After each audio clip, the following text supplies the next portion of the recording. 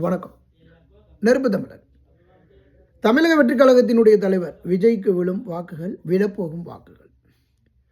விஜய்க்கு எப்படி வாக்கு விழும்?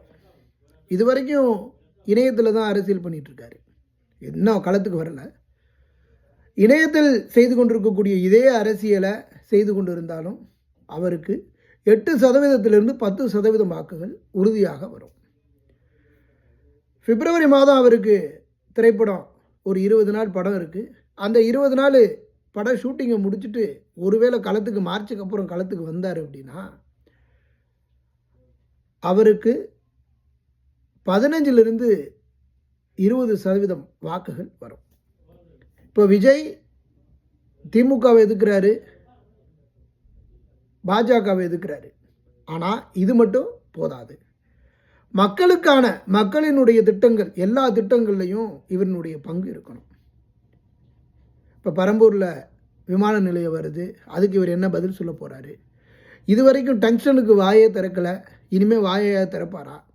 இப்படி இந்த அவர் களப்பணிகளில் ஈடுபட்டார் அப்படின்னா 20% வாக்குகள், 15-20% வரை அவருடைய வாக்குகள் விழும். இப்போ விஜய்க்கு யாரெல்லாம் ஓட்டு போடுவாங்க? அதிகமான பெண்களினுடைய வாக்கு விஜய்க்கு இருக்குது. அதற்கப்புறம் இளைஞர்களுடைய வாக்கு விஜய்க்கு இருக்குது. அதற்கப்புறம் இன்றைக்கி ஒவ்வொரு நாம் தமிழர் கட்சியில் இருக்கக்கூடிய நிர்வாகிகளினுடைய மனைவியோ தங்கச்சிமார்கள் வரையில் விஜய்க்கு தான் ஓட்டு போட போகிறாங்க. இதுவும் நடக்க போகுது, நடக்கும். அதற்கப்புறம் நாம் தமிழர் கட்சியில் இருக்கக்கூடிய விஜய் ரசிகர்கள் அதில் ஒரு 30-40% பேரும் வாக்களிப்பதற்கான வாய்ப்புகள் இருக்குது.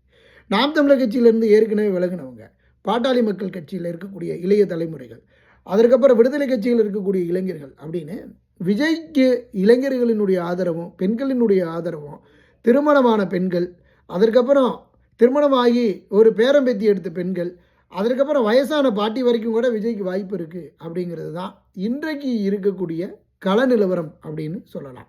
எப்படி இப்படின்னு சொன்னால், புதியதாக வரக்கூடிய ஒன்றை இன்றைக்கு எல்லாருமே எதிர்பார்க்குறாங்க. விஜயை விவரம் தெரிஞ்சு ஒரு 5 வயசுலேருந்து 90 வயசு பாட்டி வரைக்கும் தெரியும். தெரியாதவங்க யாராவது இருப்பாங்களா? அதனால் இவர் ஒரு பெரிய பிரபலமாகவும் இருக்கார்.